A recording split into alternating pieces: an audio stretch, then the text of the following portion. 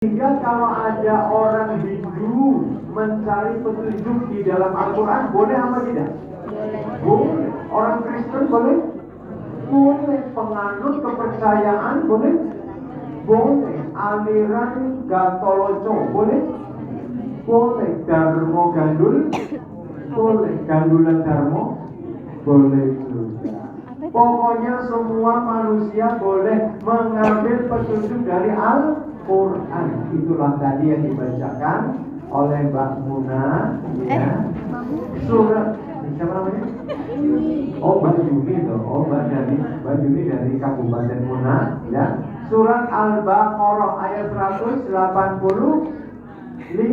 Syahrul Ramadan alladzi unzila fihi al-Qur'an hudan lin-nasi wa bayyinatin minal huda wal furqan. Bulan Ramadan di mana Al-Qur'an yang awal-awal itu diturunkan, yaitu surat Al-Alaq ayat 1 sampai 5.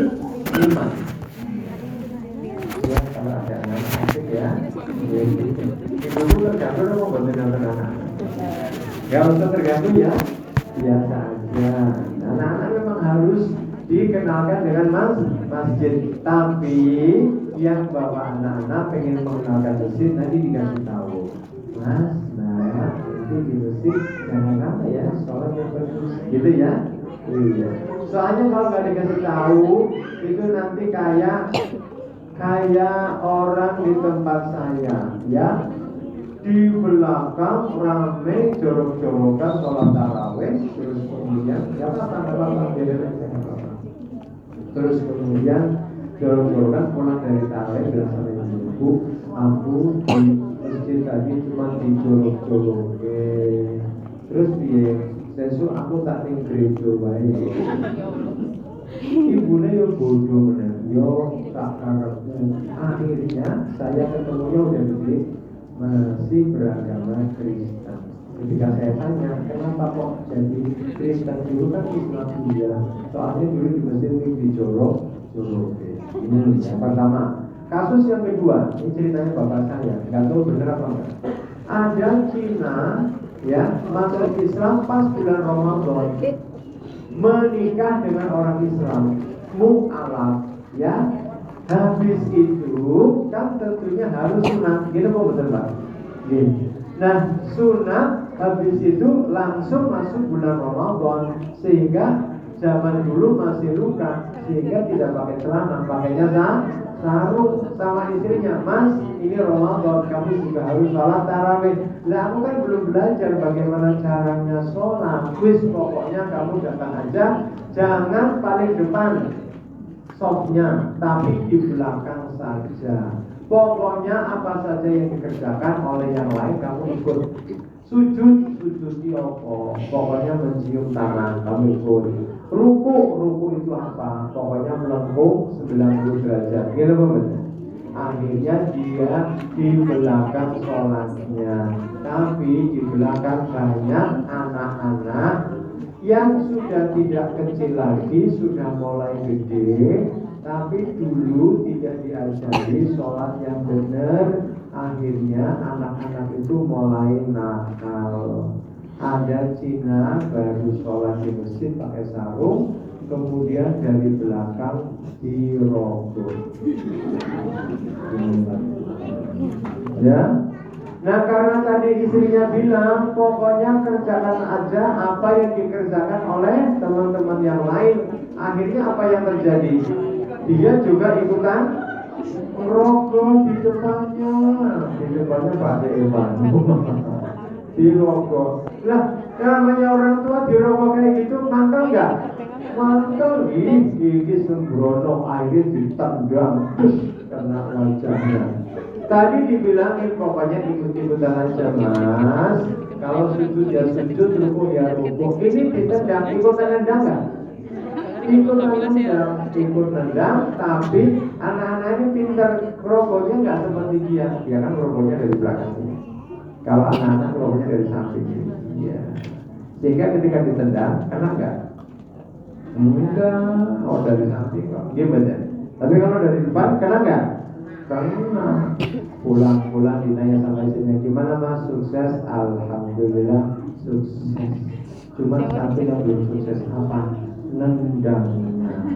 Loh kenapa? Aku ditendang penuh, aku nendang orang. Jadi ini cerita bahwa anak-anak di masjid itu diajak tapi juga harus dikasih tahu. Jadi ya, kembali ke laptop.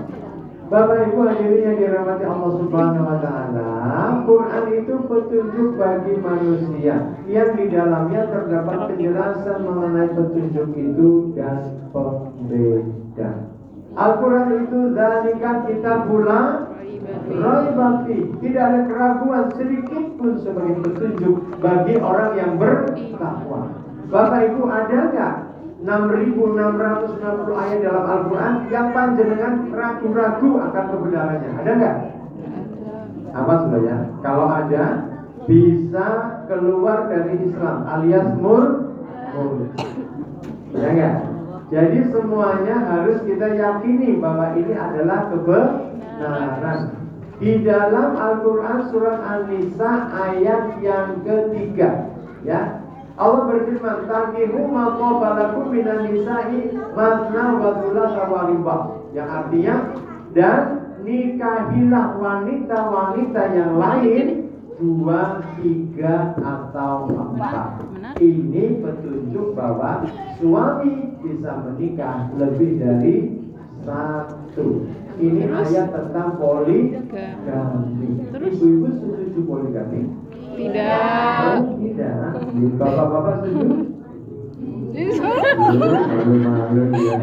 Takut sama ibu-ibunya. Sebetulnya Bu, bapak-bapak itu nggak ada yang takut sama ibunya. Cuma kadang-kadang istrinya itu lebih berani daripada bapak-bapaknya. Bodoh ya.